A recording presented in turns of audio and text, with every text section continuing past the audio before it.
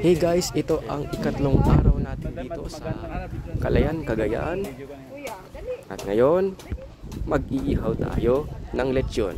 First time ko pong itry.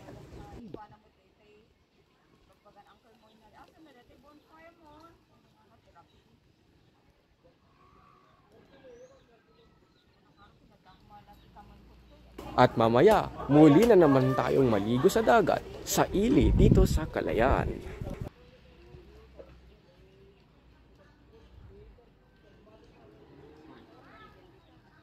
Habang ako'y nandito, bigla na lang kumalimbak ang simbahan ng St. Bartolome Catholic Church.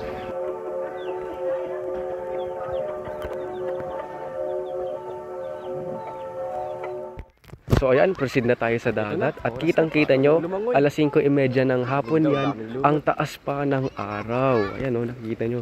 Nakikita nyo sa tubig na malinaw pa. At fresh na fresh siya. Ano? Tayo ay maligo muna sa dagat at mag-enjoy na. Okay. Few minutes mula nung magsimula tayong mag-swimming ay ang taas pa rin ng araw. Halos stationary na yung yung galaw ng araw. Imagine mo, sa taas ng araw, parang oras na ay alas 3 ng hapon or either alas 4 ng hapon.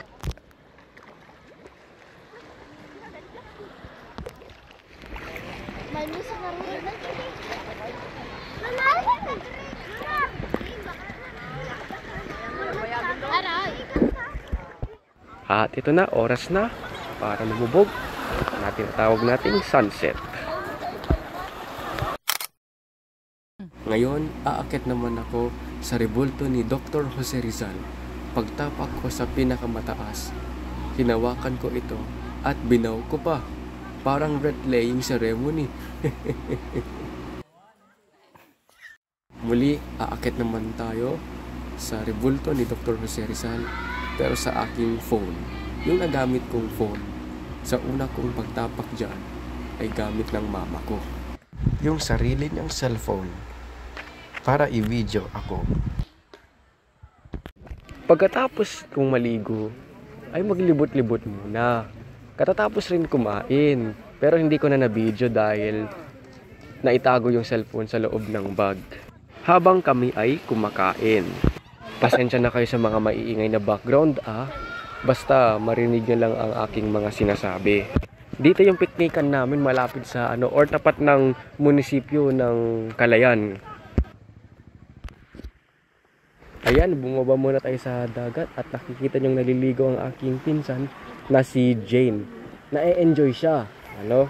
Inanyayan nga ako para pumunta kaya lang hindi na pwede dahil nakabanlaw na ako nakapalit na ako ng damit ko.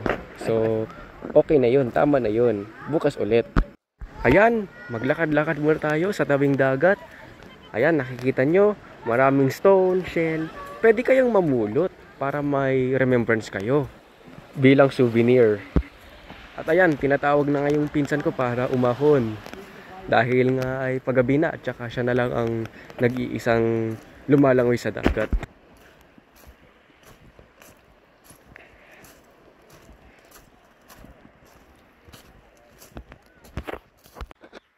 Yung mga nakikita nyong ilaw sa dagat, yan yung mga magkukuha ng mga isda. May pana sila. Akala nyo ilaw to ng bangka, pero sila ay lumalangoy palayo dito. Kahit malalim na, lumalayo pa rin sila para makakuha ng isda. Huwag kayong mag-alala, marunong silang lumangoy para may panghanap buhay. At saka may life vest naman yan. Sa bagay. So yan, uwian na. Thank you. Bye-bye. Bukas ulit. Okay, see you in the next vlog.